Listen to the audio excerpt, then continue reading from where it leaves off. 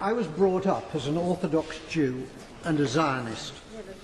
On a shelf in our kitchen was a tin box of the Jewish National Fund, into which we put coins to help the pioneers building a Jewish presence in Palestine. I first went to Israel in 1961, and I've been there since more times than I can count. I had family in Israel, and I have friends in Israel. One of them fought in the wars of 1956, 1967 and 1973 and was wounded in two of them.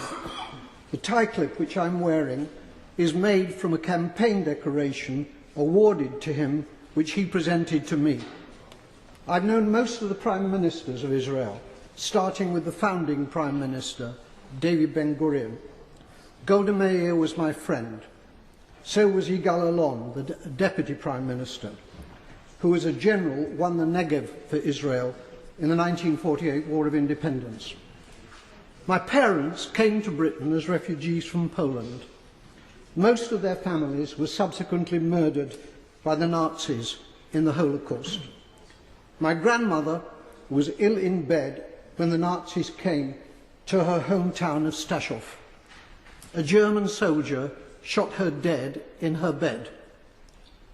Madam Deputy Speaker, my grandmother did not die to provide cover for Israeli soldiers murdering Palestinian grandmothers in Gaza. The present Israeli government ruthlessly and cynically exploit the continuing guilt among Gentiles over the slaughter of Jews in the Holocaust as justification for their murder of Palestinians. The implication is that Jewish lives are precious, but the lives of Palestinians do not count. On Sky News a few days ago, the spokeswoman for the Israeli army, Major Leibovich, was asked about the Israeli killing of, at that time, 800 Palestinians. The total is now 1,000. She replied instantly, 500 of them were militants. That was the reply of a Nazi. I suppose that Jews fighting for their lives in the Warsaw Ghetto could have been dismissed as militants. The Israeli Foreign Minister, Tzipi Livni, asserts that her government will have no dealings with Hamas because they're terrorists. Tzipi Livni's father was Eitan Livni, Chief Operations Officer of the terrorist Irgun Tzvai Leumi, who organised the blowing up of the King David Hotel in Jerusalem, in which 91 victims were killed, including 4 Jews. Israel was born out of Jewish terrorism. Jewish terrorists hanged 2 British sergeants and booby-trapped their corpses. Irgun, together with the terrorist Stern Gang, massacred 254 Palestinians in 1948 in the village of Deir Yassin. Today, the present Israeli government indicate that they will be willing, in circumstances acceptable to them, to negotiate with the Palestinian President Abbas of Fatah. It's too late for that, Madam Deputy Speaker. They could have negotiated with Fatah's previous leader, Yasser Arafat, who was a friend of mine.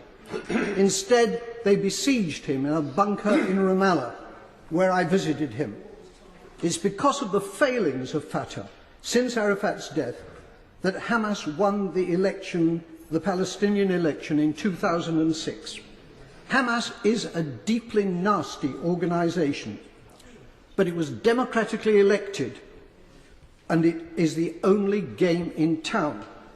The boycotting of Hamas, including by our own government, has been a culpable error from which dreadful consequences have followed. Absolutely. The great Israeli Foreign Minister Abba Eban, with whom I campaigned for peace on many platforms, said, "You make peace by talking to your enemies." However many Palestinians the Israelis murder in Gaza, they cannot solve this existential problem by military means. Whenever and however the fighting ends, there will still be 1.5 million Palestinians in Gaza and 2.5 million more Palestinians in the West Bank, who are treated like dirt by the Israelis, with hundreds of roadblocks and with the ghastly denizens of the illegal Jewish settlements harassing them as well. The time will come, not so long from now, when they will outnumber the Jewish population in Israel. It's time for our government to make clear to to the Israeli government that its conduct and policies are unacceptable and to impose a total arms ban on Israel. It is time for peace, but real peace, not the solution by conquest, which is the Israelis' real goal, but which is impossible for them to achieve. They're not simply war criminals, they're fools.